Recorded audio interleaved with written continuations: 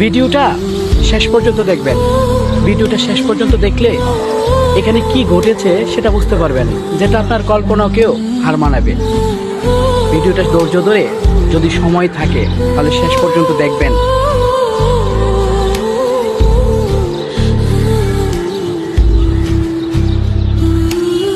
পৃথিবীতে আসলে কারো ক্ষমতা বা কারো শক্তি দীর্ঘস্থায়ী নয়। একজন থেকে আরেকজনের শক্তি, তার মাত্রা, কৌশল অনেক সময় ভিন্ন হয়। মাঝে মাঝে শক্তিশালীরাও দুর্বলের কাছে ধরাশায়ী হয়ে যায়। ভিডিওটা সম্পূর্ণ দেখবেন। শেষ পর্যন্ত যদি না দেখেন তাহলে বুঝতে পারবেন না এখানে শেষ পর্যন্ত কি ঘটবে। একটা কথা বলতে পারি, এখানে শেষ পর্যন্ত যেটা ঘটবে সেটা আপনার কল্পনাকে হার মানাবে।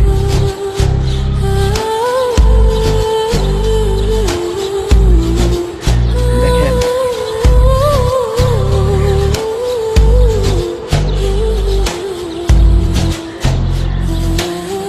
আসলে দেয়ালে পিঠ থেকে গেলে আসলে লড়াই করতে হয়, লড়াই করে শেষ পর্যন্ত বেঁচে থাকতে হয়।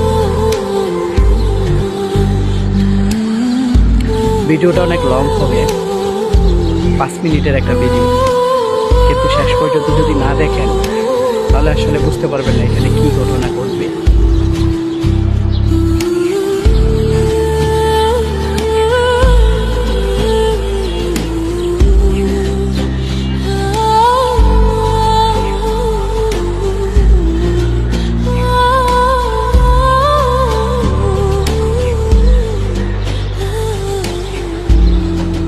অজগর সাপ কিন্তু ছেড়ে দেওয়ার পাত্র নয়, আর সিংহরাও তার সঙ্গীকে ছেড়ে যাবে না, তার কাছ থেকে রক্ষা করবে।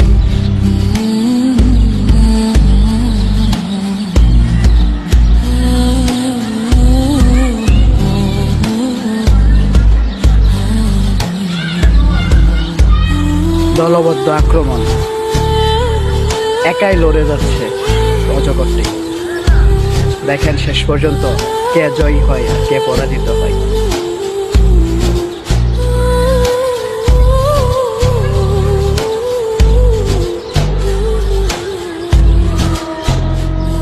যেই জয়ী হয় আর পরাজিত হয়, এখানে একটা জিনিস শিক্ষণীয় আছে,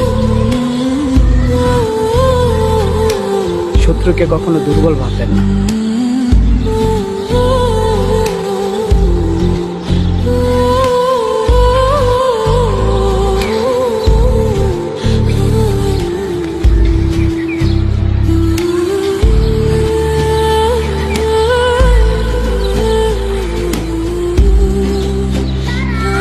শেষ পর্যন্ত সিংহকে জীবনের মায়া ত্যাগ করতে হলো, হেরে গেল একটা প্রাণ। কিন্তু অজগর সাপটা কি বাঁচতে পারবে সেটার জন্য দেখতে হবে শেষ পর্যন্ত।